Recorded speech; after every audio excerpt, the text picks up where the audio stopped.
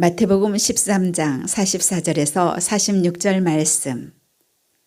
천국은 마치 밭에 감춘 보화와 같으니 사람이 이를 발견한 후 숨겨두고 기뻐하며 돌아가서 자기의 소유를 다 팔아 그 밭을 사느니라. 또 천국은 마치 좋은 진주를 구하는 장사와 같으니 극히 값진 진주 하나를 발견하매 가서 자기의 소유를 다 팔아 그 진주를 사느니라. 아멘.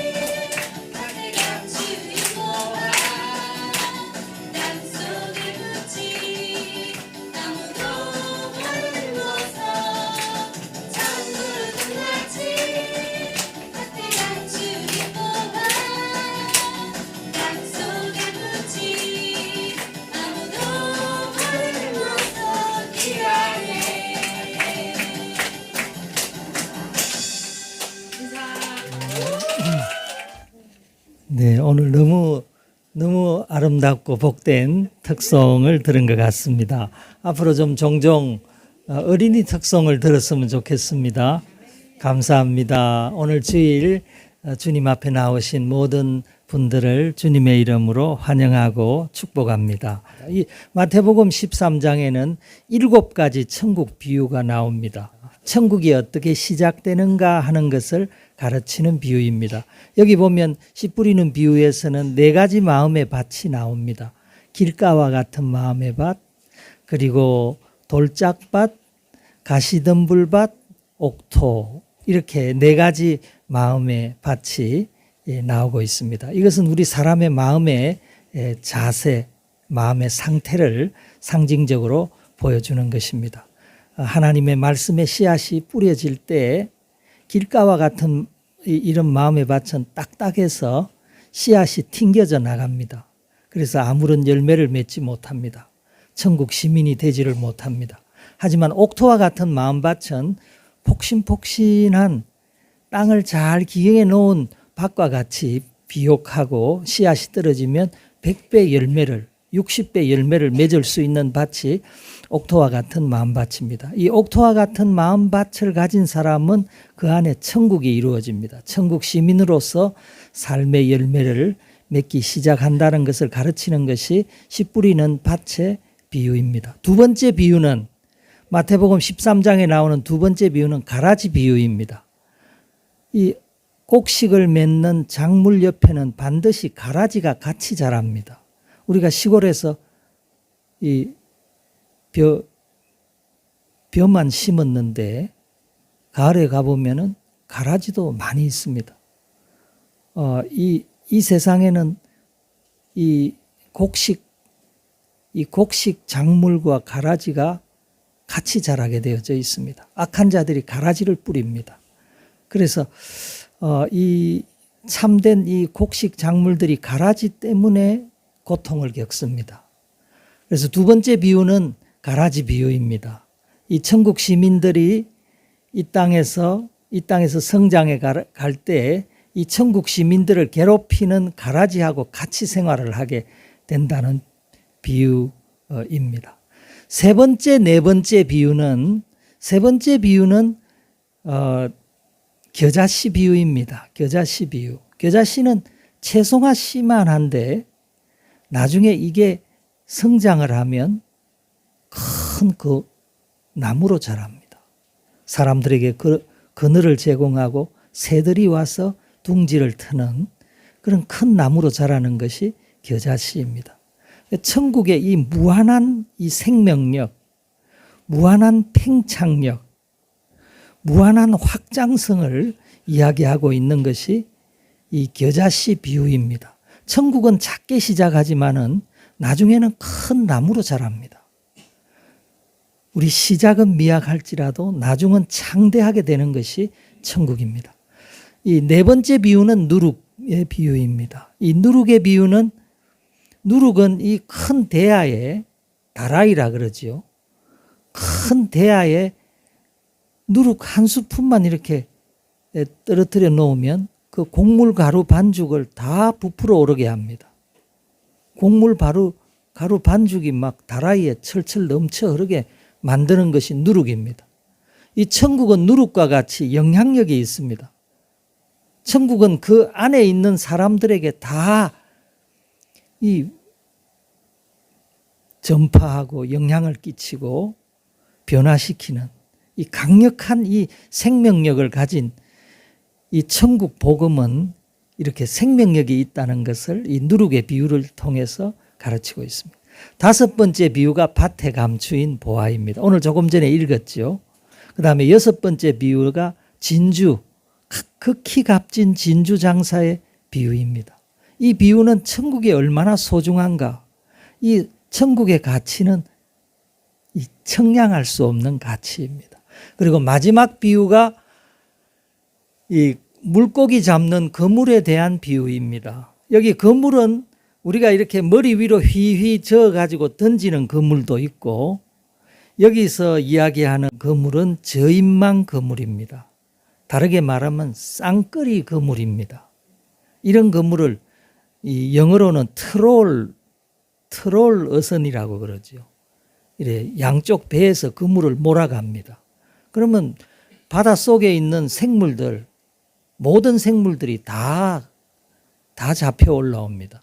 그래서 이 그물의 비유는 이제 그물을 육지에 가지고 오면 어부들이 하는 것이 이 물고기 선별하는 작업입니다.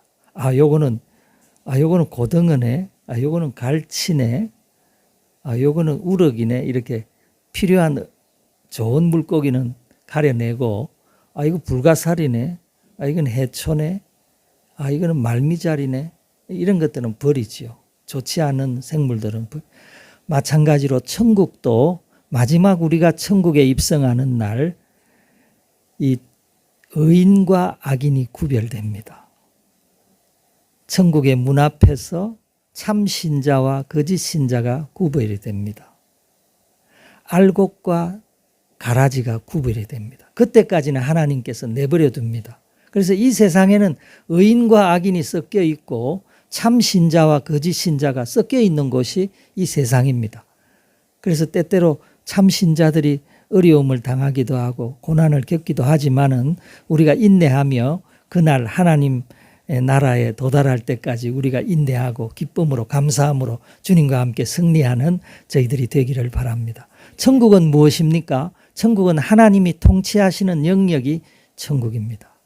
하나님이 다스리시는 나라, 그런 나라가 천국입니다. 거기에는 영원한 생명이 있습니다. 거기에는 불의가 없습니다. 그리고 거기에는 진정한 기쁨과 행복이 있습니다. 이런 천국에 들어가야 되지 않겠습니까? 천국은 현세적인 천국도 있고 미래적인 천국도 있습니다. 우리가 천국을 우리 예수님께서 이 땅에 오셨을 때 회개하라 천국이 가까웠다. 그렇게 말씀하셨습니다. 천국은 현재적으로 누리는 천국도 있습니다.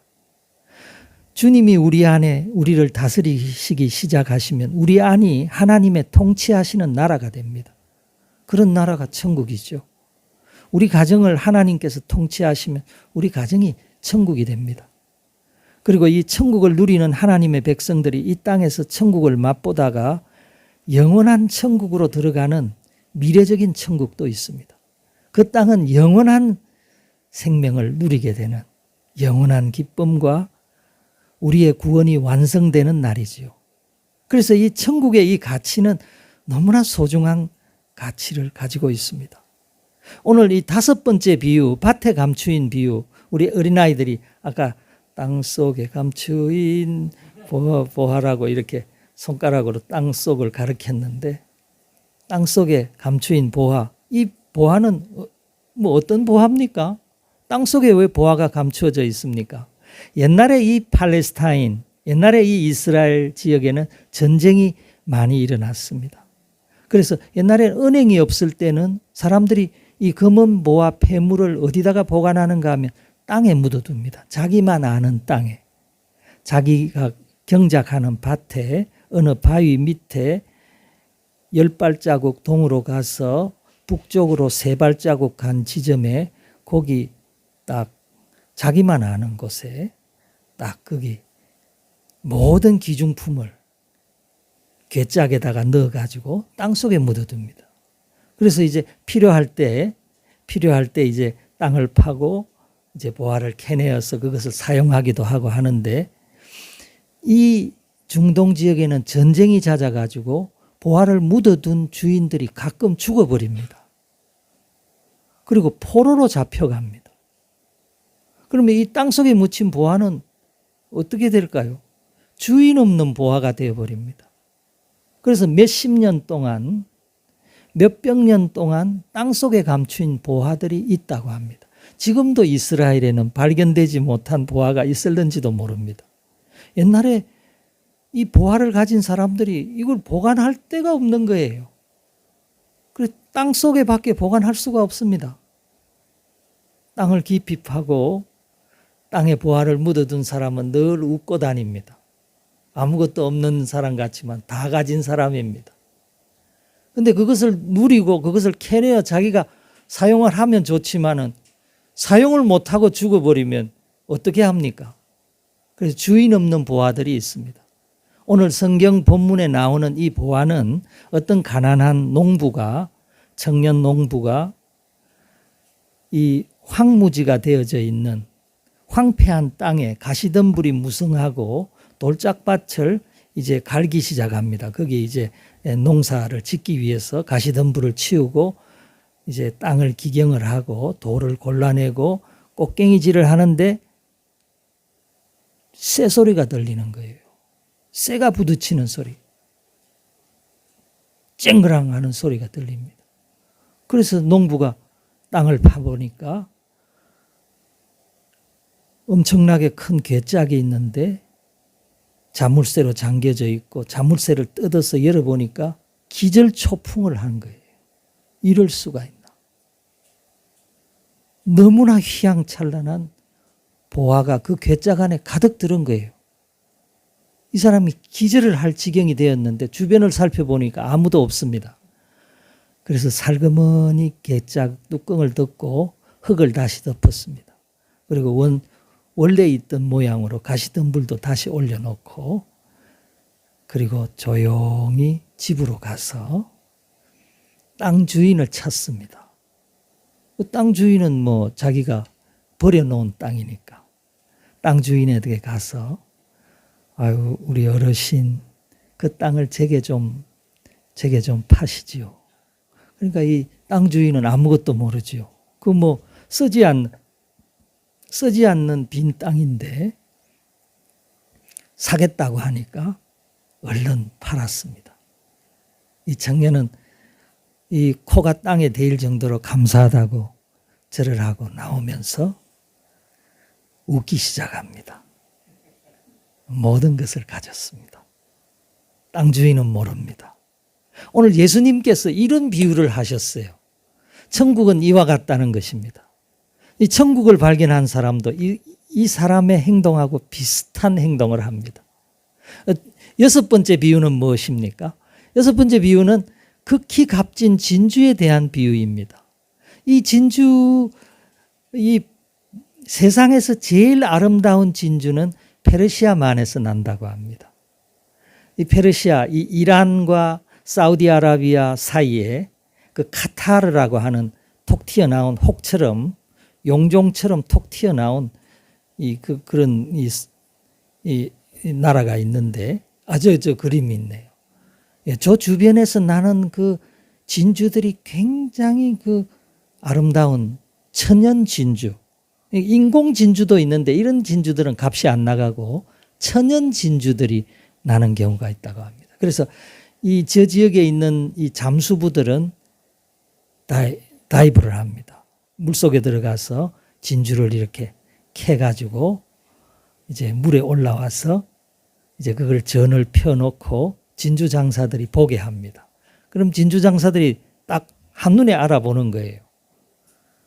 그래서 보통 이런 진주들은 뭐 한 1, 2데나리온 또 뭐 조금 비싸면 한 3, 4데나리온 정도에 이렇게 거래가 되는데 어떤 진주들은 정말 귀한 진주들이 올라온다고 합니다. 그래서 그런 진주들은 값을 매길 수가 없습니다. 진주 장사들은 그 진주가 어떤 진주인지를 압니다. 흑진주, 영롱한 진주, 맑고 투명하고 크리스탈 같은 진주. 근데 100년에 한 번 채집할까 말까 하는 굉장히 아름다운 진주가 간혹 올라온다고 합니다. 이런 것의 가치는요, 1만 데나리온을 주고도 구할 수 없는, 이건 왕이나 왕족들이 구하는 아주 귀한 진주가 올라온다고 합니다. 그런데 진주 장사들은 그것을 아는 거예요. 잠수부들은 뭐 조금 크네, 조금 예쁘게 생겼네, 그 정도밖에는 못 느낍니다. 그런데 진주 장사 전문가들은 첫눈에 알지요. 첫눈에. 근데 그날도 오늘 예수님의 이 비유에 나오는 이 진주 장사가 늘 와서 잠수분들이 건져 올리는 그 진주를 늘 구경하고 그 이제 귀한 진주들을 사는 이 진주 장사인데 그날 아침에는 입이 딱 벌어졌습니다. 지금까지 본 적이 없는 진주입니다. 이렇게 아름다운 진주는 없습니다. 그래서 이 진주 장사가 그 잠수부 하는 그 어부에게 이거 내가 사겠다고, 이거 얼마냐고. 그랬더니 이 잠수부도 조금 특이하게 생겼으니까 그거 살려면 10데나리온 정도는 내놔라고 합니다. 근데 자기가 주머니에 뭐 돈을 조금 가지고 왔는데 다 해보니까 한 8데나리온 밖에 안 됩니다. 그래서 이 진주 장사가 자기 이 목에 걸고 있는 목걸이, 또 팔찌, 반지, 또 뭐 신발, 뭐 이 허리띠 이런 귀중품 돈 나갈 만한 것은 다 끌고 모아 가지고 사정을 합니다. 아저씨, 내 여기 매일 와서 진주 사는 사람인데 당신 나 알지 않느냐? 내가 지금 돈이 좀 모자란데 내가 그 대신에 이 귀중품이 이런 것들 다 벗어서 줄 테니까 나에게 제발 좀 팔아라. 이 잠수부가 뭐 좀 섭섭하지만 하도 간곡하게 부탁을 하니까 그걸 팔았습니다. 그래 이 진주 장사가 고맙다고 인사를 10번이나 하면서 이제 저 멀리 가면서 입이 귀에 걸렸습니다. 이 너무 그 소중한 가치를 알기 때문에 그렇습니다. 오늘 예수님의 이 천국 비유는 이 이 천국은 누구에게나 다 이 천국의 가치를 다 공개되어져 있는 것이 아닙니다. 하나님께서 선택한 사람, 하나님의 자녀로 부르시기로 하나님이 택하신 백성들에게 하나님이 이렇게 눈을 열어주시는 줄을 믿습니다. 이 세상에는 보화가 있습니다. 이 세상에는 작은 보화들도 있고 너무 값으로 매길 수 없는 보화들이 있습니다. 그 보화 중에 보화, 우리를 가장 부유하게 하는 가장 값지고 귀한 보화는 예수 그리스도시고 천국입니다. 하나님의 나라. 그 오늘 예수님의 이 가르치심은 천국이 얼마나 귀한 것인가, 천국을 발견한 사람들이 삶이 어떻게 바뀌어지는가, 그것을 우리에게 좀 가르쳐주고 있습니다. 이 오늘 두 가지, 다섯 번째, 여섯 번째 비유의 말씀에 보면 이 천국을 발견한 사람들이 있죠. 이 농부는 우연히 발견했습니다. 우연히 그냥 일하다가, 그냥 꽃갱이질 하다가 땀 흘리면서 가난한 사람이 그냥 우연히 발견하는 천국도 있습니다. 예수 그리스도를 우연히 믿게 된 사람들도 있습니다. 정말 우연히 믿었습니다. 저 사람은 아무런 노력도 하지 않고 천국을 소유하게 된 사람도 있고, 반대로 진주장사처럼 탐색하고 찾고 구하고 구도자의 길을, 무엇이 진리인가, 무엇이 이 세상에 참된 우리를 행복하게 해주는 것이 무엇인가, 평생을 찾고 탐색하다가 진리를 발견하는 사람이 있습니다. 진주 발견하는 사람 여기에 있구나.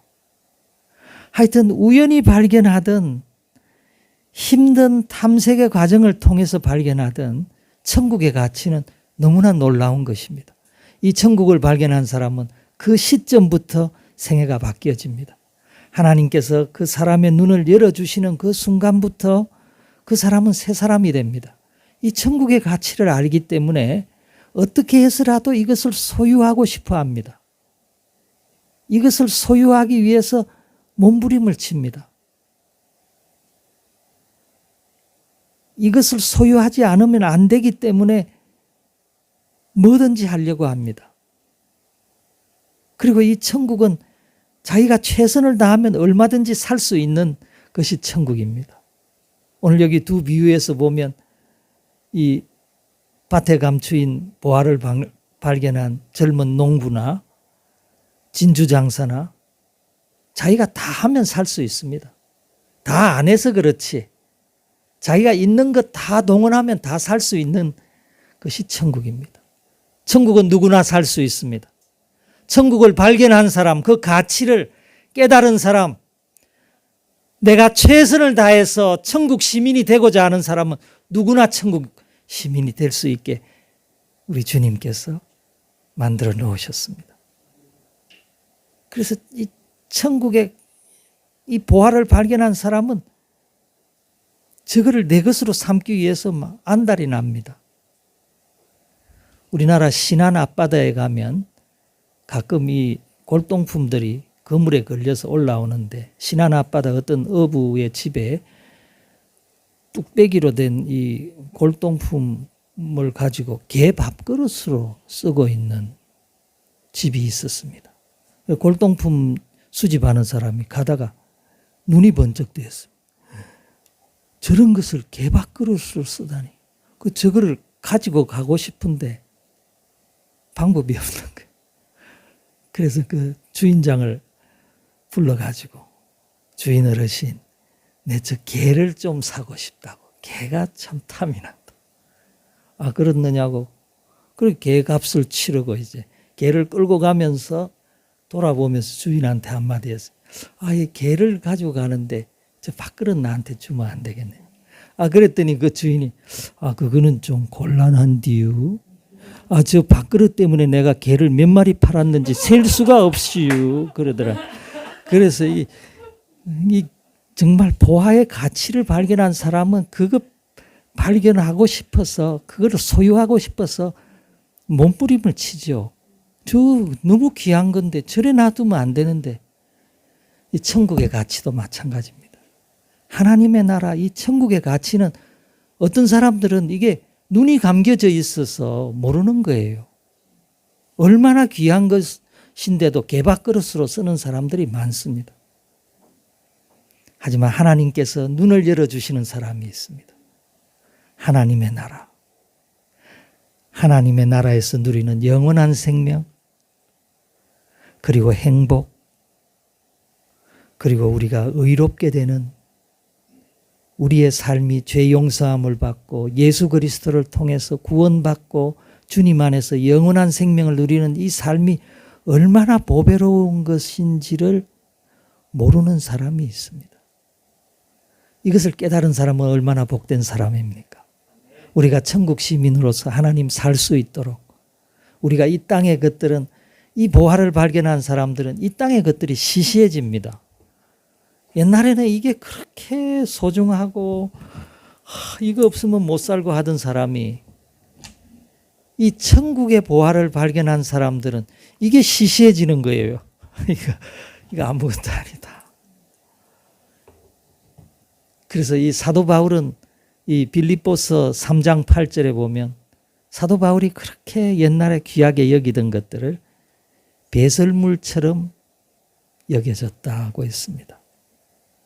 왜냐하면 예수 그리스도를 통해서 얻게 되는 이 천국, 이 가치를 발견하고 나서는 그리스도 안에서 자기가 그리스도 안에서 발견되어지기 위해서 예전에 이 사도 바울이 자랑하던 게 뭡니까? 학식을 자랑했습니다. 집안을 자랑했습니다. 사도 바울은 베냐민 집하고 히브리인 중에 히브리인이고 바리새인 중에 바리새인이고 가말리엘의 문화생이고 그는 어려서부터 율법 교육을 받은 학자 중에 학자고 이스라엘 사람으로서 그만큼 존경받을 만한 사람이 없습니다. 어디에 가나 존경을 받습니다. 내가 이런 사람이다. 그런데 예수 그리스도를 발견하고 나서는 그 모든 자랑하는 것들을 배설물처럼 여겼다고 했습니다. 왜냐하면 그게 장애가 되기 때문입니다.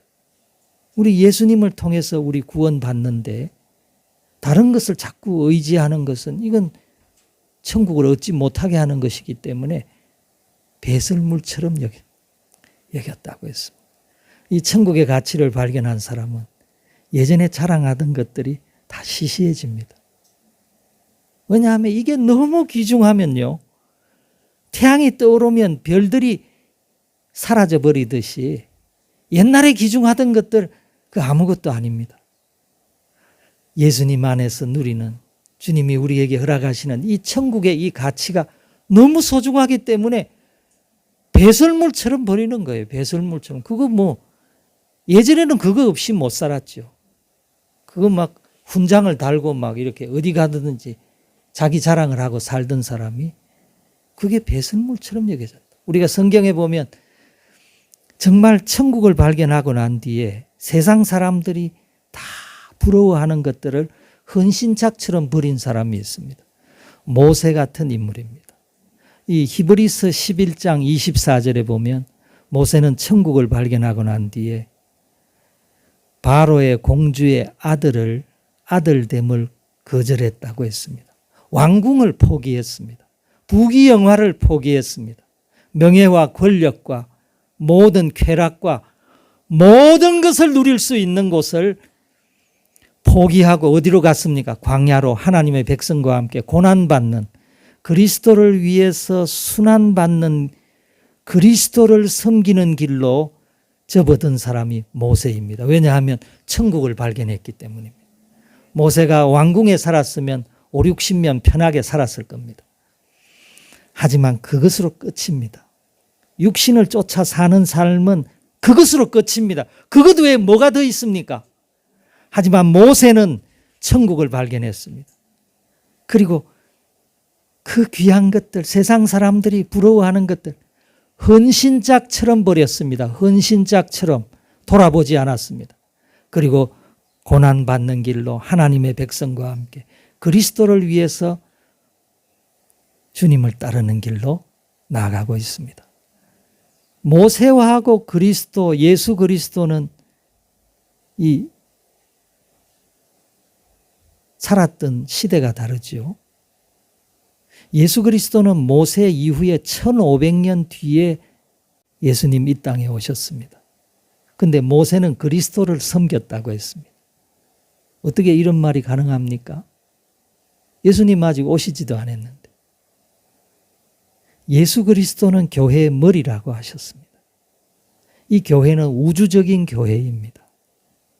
이 교회는 출애굽하는 하나님의 백성도 거기에 포함되고 오늘 예수 믿는 저희들도 포함이 되고 앞으로 예수 믿게 되는 모든 하나님의 자녀들이 이 교회의 일원입니다. 교회를 섬기는 사람은 그리스도를 섬기는 사람입니다. 이 모세는 교회를 섬겼던 사람입니다. 하나님의 백성들을 위해서 주님의 몸된 이 하나님의 백성들하고 같이 고난받는 것을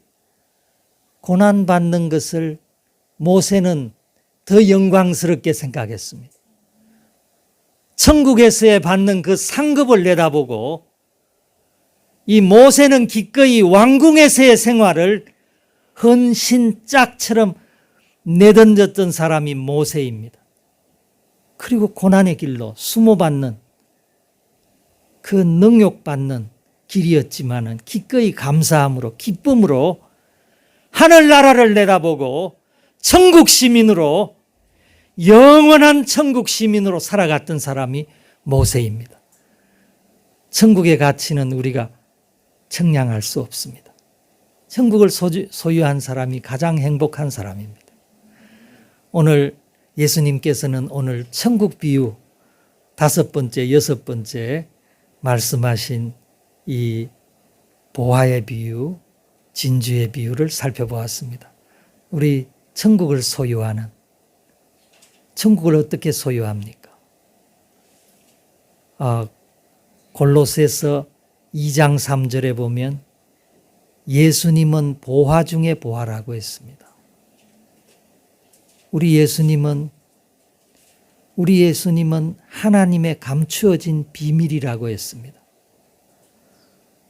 누가 우리를 천국으로 인도합니까? 천국 시민이 되게 하는 분이 누구입니까? 예수 그리스도입니다.